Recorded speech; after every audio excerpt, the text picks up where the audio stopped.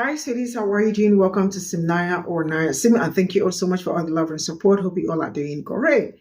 So this week it's been like some wide influencers, like their old tweets popping up here and there, and a lot of people have something to say about it. Black people are not finding it funny, including other people of color, because most of their tweets also targeted black people that look like me, and the tweets were not nice. Can you imagine people wanting to use the word that they asked them not to use, calling black people nappy head, and saying some disrespectful words about people that look like me, right? All these people are the people most people are looking up to, and they are making a lot of money on the internet and all that. But the reality is that majority of them are already deceased, and there is nothing you can say about it. Do not come and start defending it. Because tell me how probably okay, let's say you were a rate deceased back then, you have said so many nasty things about black people, and your mind did not tell you to go back and remove those tweets. And now all these tweets are surfacing, and they are all acting like some people say they are not disappointed, they are not surprised, because this is what they know how to do best, and that is absolutely true. I don't think I am surprised, just that they probably have been hiding it, and now you all can see through their lenses to know the people that you all have been supporting so badly and admiring so badly. They do not even like it. Let's get into this. I literally thought we were done with the whole let's uncover a racist for the year. But I was wrong, because last night I found old tweets of Alex Earls bullying women of color. And the tweets did not disappoint. I mean, obviously she loves the N-word very much. These were in 2014. I really don't know how old Alex Earl is. I stopped following her a long time ago. I don't know why I stopped following her. I just did. But I really do have a question for people like this. Do y'all really forget about these tweets? Do y'all just reinvent yourselves and be like, oh, you know what? I'm no longer a racist. I'm Alex Earl. I'm a TikTok influencer now, Do y'all not think about these tweets and the people that y'all have affected along the line? It's like these tweets are out here. This is out here. People have been affected by what you have said. And when you become this large and in charge individual, why don't you step up to the plate and say, hey, I did that shit. I was wrong. I was fucking wrong. And I've done the work. But I'm coming to y'all before anyone else does and showing y'all these tweets. But maybe y'all don't care. Maybe these type of tweets are who you really are. Maybe Alex Earl never changed. Maybe she just put on a mask. Maybe you don't care about the people that you affected and you may have hurt. Maybe you really don't care, which I really would wish that y'all would say that, so that people could just learn who to follow and who to not follow. Because I'm pretty sure there are a lot of people that would not be a fan of yours if they knew how ugly you were to women of color. I literally thought. So first we had Brooke Scooby-Doo or Brooke Crusoe-Field or whatever the fuck. Now we got Alex Early coming out with the racist tweets. I don't even know what the Alex bitch said. Probably something very unoriginal. That don't matter. Just be on the lookout for an apology by the weekend. This is an honest question. I really want to know, do all white people have a racist phase? Do all white people have a phase and they just go through it? They just like, yeah, fuck them niggas. I really want a white person to just come out and be like, listen, I stayed in an all-white neighborhood. I went to an all-white school. My parents are ignorant as hell. My grandparents are ignorant as hell. What did you expect? It took me some growing up to do, but listen, 90% of us, 99.9% of us in America have gone through a racist phase, and most of us are still going through it. If you got over 500 followers or anything and you white, just go ahead and erase all your social media history. Yep, everything 2023 and previous. Just go ahead and erase all that shit, because somewhere in there you agreeing with some shit you ain't supposed to be agreeing. You gonna have to explain yourself. I'm just saying. My thing is, who's the person looking at all these white successful influencers going, they seem nice, they cool, they got a couple million followers, very successful, very cool, very nice. Let's check that motherfucking Twitter though. No, because something's fishy about this bitch. They done said something before. So comb through that social media. Facebook and Twitter gonna tell us something. They gonna tell us something. We don't even have to make up a story on them. They all used to hate niggas at one point. I mean, let's be honest. They probably still do, but they know they can't say that shit out loud now. Nah, but for real though, word of advice. If you white and you got over about 300-400 followers, go ahead. Just go ahead. You know. Don't act like you forgot. Oh, no. You had a little phase and you was hanging around too many Kyles and Bethany's and shit. Y'all know. You know. Go ahead and erase that shit. Run out. Are y'all really surprised that Alex Earl has a racist past? First, Brooke Schofield, not Alex Earl. Brooke Schofield definitely is not getting out of that hole. Like, it's not really even that surprising, but I do have something to say, which is crazy, and it actually is a scary thing. You know, about 98% of the white people I have met in my entire life, has told me that their family is racist, or their family has said many racist things. That's actually a pretty large percentage. But that's crazy to me, because growing up, my family never talked like that. Like, the people I have been around in my life has never behaved that way. That's egregious. Like, how can you actively be okay with the people around you just being hateful and racist? And Brooke Schofield saying, well, I didn't realize, there was hate crimes against people of color until after college. After college? Being a man of color, at a young age, we have to have a conversation with our parents about being unalived because people may be in fear of our color. That if we don't behave and act a certain way and code switch, that we can potentially be unalived.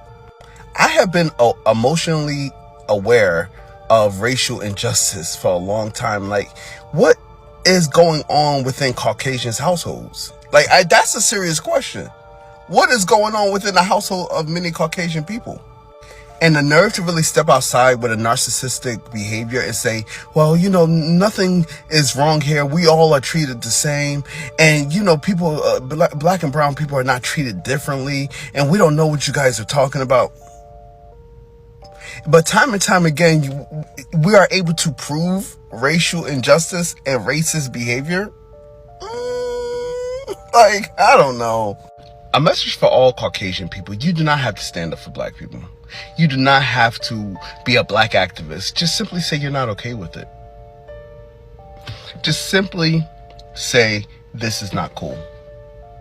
You do not have to actively fight and stand up for black people. Just simply say it's not cool. Because other than that, you're in agreement with it. It feels so weird with the Brooke Schofield, Alex Earl racist tweets thing going on right now, because I don't even know what to say.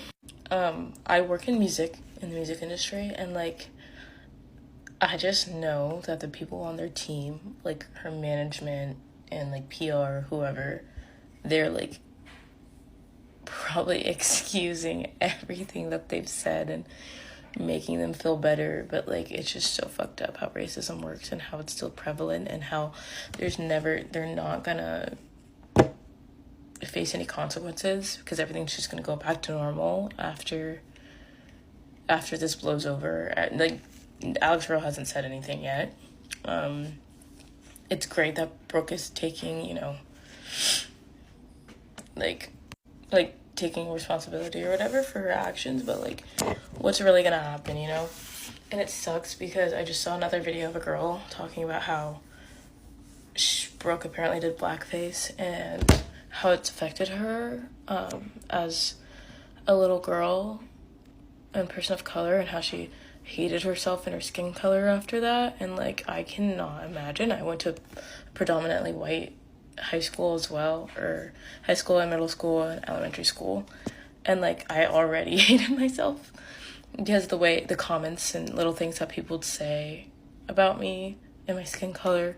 But I just can't imagine. And the fact that she was probably surrounded by people that made comments similar to the tweets that Brooke made in real life, it's just I just can't anymore. What is wrong with this? What is wrong with our society? I don't understand why everyone is so racist. I literally can't even express my emotions. But yeah, I've suffered through so much trauma, I feel like, about my identity and who I am and my skin color and race and all that. And so it's blowing my mind. It's just crazy to me. One thing about them racist tweets is they always gonna come back to find you. I have never snatched back my follow so quick in my life. I just followed that girl like 2 or 3 weeks ago, only to find out that she was talking shit about Trayvon Martin. Like, you don't get no worse than that. And it's crazy to me how, like, when you start to blow up on the internet, you don't start thinking about some of the things that could come back to haunt you. Like, for me, I lost an SD card in 2014. That shit haunts me every single day. Like, if somebody found that, I'm in trouble. So for y'all to not be thinking about all the racist shit y'all was tweeting, not even like less than 10 years ago, is wild. We get on this app every day and watch somebody get exposed for racist tweets. That doesn't make you to say, let me go check my Twitter and go scrub it. Like, and then for the women who are in the comments, the white women who are in the comments, accepting the apology. Use this as the I love Brooke button. The apology that should have been addressed to us should be accepted by us. How are you affected in any of this? That's all I know. Listen, I get it. Brooke Schofield is cooked for the stuff that she tweeted. I get it, she was young, but to post that on the internet's insane. But I could not be an influencer or have a PR team. Nobody's writing an apology for me. I'm a grown adult. I will apologize myself. But here's where it's getting a little ridiculous. One, it's a shame because on the internet, when you apologize, there's a bunch of narcissists everywhere who now everything you do, they're going to come at you. Like her liking Aiden Ross's post and people are going absolutely insane is crazy to me. If somebody came at me and told me to apologize for liking somebody's post because somebody was in the photo that you don't like, I would tell you to kick rocks with no shoes on. That is so crazy.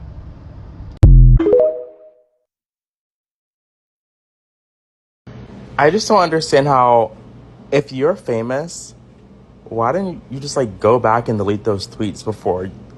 How about we just not tweet them? Well, yeah, but like, just delete them.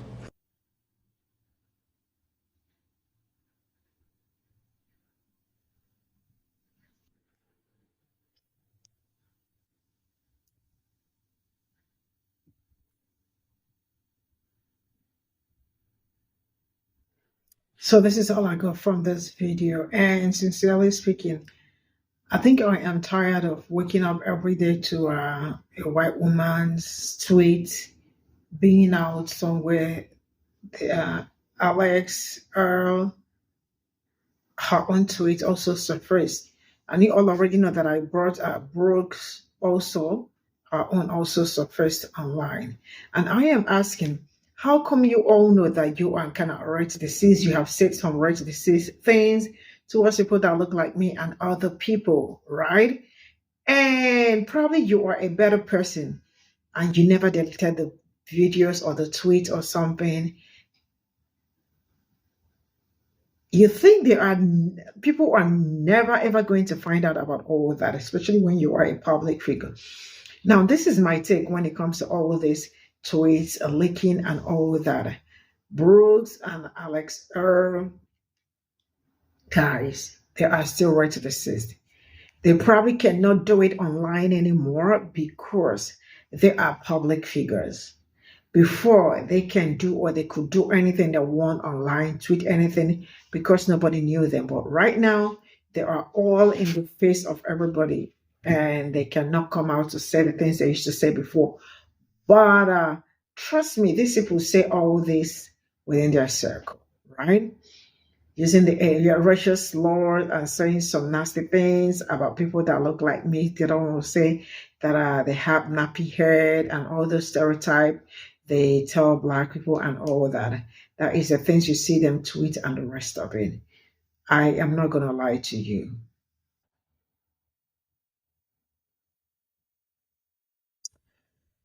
Man, it's really crazy. Why? Because, like,